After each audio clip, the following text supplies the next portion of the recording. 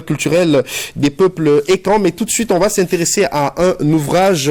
Il s'agit la décentralisation et les objectifs du développement durable de l'ONU au Cameroun, fondements logiques et outils de localisation, avec l'auteur qui est avec nous sur le plateau, René Daniel Mintia. Bonjour et merci à vous d'avoir accepté notre invitation. Bonjour Eric. Alors, on va essayer de comprendre un peu la problématique autour de cet ouvrage. Pourquoi rapprochez-vous la décentralisation et le développement durable? Est-ce qu'on n'a pas peur qu'on aboutisse finalement à, on va dire, un meilleur des mondes plutôt, on va dire, impossible? En réalité, il ne s'agit pas d'un meilleur des mondes impossible, c'est un meilleur des mondes possible.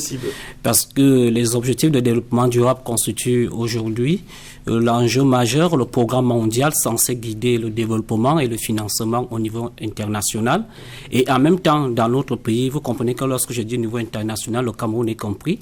En même temps, au Cameroun, l'accélération et l'approfondissement de la décentralisation constituent le chantier majeur des autorités. Alors, nous nous sommes sentis un peu obligés, pas obligés, mais nous avons vu un intérêt à questionner l'articulation concrète qu'il y a entre cette décentralisation et les objectifs de développement durable, et de manière à offrir aux différents acteurs concernés les outils concrets de mise en œuvre, d'évaluation et de financement de ces objectifs. Donc, c'est un monde meilleur possible si nous passons par le bas, c'est-à-dire à travers les collectivités territoriales décentralisées. Alors, les objectifs de développement durable font suite au OMD, qui furent, tout le monde le sait, un échec. Qu'est-ce qui nous garantit qu'on ne court pas après le vent? Peut-être il faudrait commencer à poser la question de savoir qu'est-ce qui a causé l'échec des OMD. C'est que après les analyses, l'étude que nous avons eu à faire, il s'est trouvé qu'il y a eu un échec parce qu'il y a eu une forte centralisation des premiers objectifs mondiaux des OMD qui ont été mis en œuvre dans le cadre des ministères au niveau central et leurs services déconcentrés, particulièrement au Cameroun et même au Burkina Faso, au Bénin, au Sénégal, du moins dans la majorité des pays francophones d'Afrique. Alors, nous nous sommes dit, est-ce qu'il ne pourrait pas donc réfléchir cette fois pour dire, mettons ces objectifs par le bas, par les collectivités. Et là, lorsqu'on a fait les analyses, la recherche, nous sommes tombés sur un constat vraiment impressionnant, c'est que depuis 2004, depuis la révision constitutionnelle de 1996, nos collectivités territoriales décentralisées, les communes notamment, sont prédestinées à une mission de développement durable. Donc, un peu comme M. Jourdain, ils faisaient déjà du développement durable, ils sont voués à cette mission sans pour autant qu'ils le sachent. Alors, la décentralisation est sur tous les lèvres. On parle beaucoup de décentralisation et les ouvrages qui sont consacrés à la décentralisation, mais pourtant, on se rend compte que rien de fondamental ne change. C'est quoi le piston qui fera tourner la machine? Est-ce que ça va être la régionalisation? La régionalisation, c'est une vue purement institutionnelle de la chose, puisque c'est une étape institutionnelle, mais le piston, c'est que il faut déjà saluer cette volonté politique manifeste de booster les choses, de faire avancer, et surtout cette prise de conscience que les autorités locales, les élus locaux doivent savoir que ils constituent le support, la base sur laquelle repose l'émergence du Cameroun en 2030. S'il n'y a pas de décentralisation effective, si les compétences ne sont pas effectivement exercées et les moyens nécessaires mis à la disposition, il est impossible de penser. Donc le piston, c'est déjà cette volonté politique. Le piston, c'est offrir donc à ces acteurs, aux élus locaux, à tous les professionnels concernés, les outils nécessaires à cet effet, parce que on a également observé qu'il y avait un peu une espèce d'effet de Babel, c'est-à-dire que les acteurs ne s'entendaient pas, ne partageaient pas un langage commun autour de la question. Et lorsque, en politique publique, lorsque les acteurs ne s'entendent pas, ne partagent pas le même langage, l'effet de Babel dans la Bible, c'est que le projet va tomber. Mais il va falloir harmoniser. Et donc, il faut harmoniser, et les outils dictaticiels comme ceux-ci viennent donc à propos pour essayer de permettre aux uns aux autres d'avoir un même discours, un même entendement de la notion. Alors, Monsieur Mintia, tout un ministère est désormais dédié à cette option. Est-ce que cela permet-il de pourvoir à la réduction d'eau, à l'électricité, bref, au développement local? Déjà, le ministère, ce n'est pas le ministère qui fait. La décentralisation, c'est que le gouvernement fait faire. Donc, le ministère n'est là que pour accompagner, pour appuyer. Et c'était là peut-être l'un des défauts du mécanisme, c'est que la technostructure n'était pas suffisante au regard de la dimension complète de la chose. Donc maintenant que le ministère est là, on commence déjà à avoir dessiné un certain nombre de choses, de façon générale, à carrément quintupler, si je peux m'exprimer de la sorte.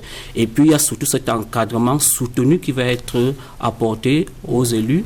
Je crois qu'avec cette dynamique-là et tout cet encadrement, on pourrait normalement souhaiter voir, ou bien on pourrait normalement s'entendre, voir que les maires, les futurs conseils régionaux exercent harmonieusement leurs compétences. Donc, je pense qu'en termes de technostructure, ça a été une très belle initiative qui a été prise et je crois que ce ministère-là va apporter un plus pour booster, pour amener les collectivités à mieux exercer leurs compétences. Alors, votre ouvrage est-il inspiré des descentes sur le terrain, des rapports de terrain ou de bonnes intentions contenues dans les livres et, on va dire quoi, des termes de référence? En réalité, c'est une étude qui a été réalisée. J'ai eu l'honneur d'être désigné par l'Association internationale des maires francophones, qui est un opérateur direct de la francophonie. Et ça tombe bien, aujourd'hui on célèbre la francophonie. Justement, moi je suis un diplômé de l'université Senghor d'Alexandrie en Égypte, donc qui est une institution de la francophonie. Et donc il y a une étude qui a été lancée par l'AMF et l'Union européenne dans 6 pays francophones d'Afrique. J'ai eu l'honneur de me conduire cette étude jusqu'à l'élaboration du rapport final. Et donc, en réalité, ça a été une étude de terrain, faite d'ateliers au niveau de chaque pays, avec une conférence au niveau africain qui a été faite.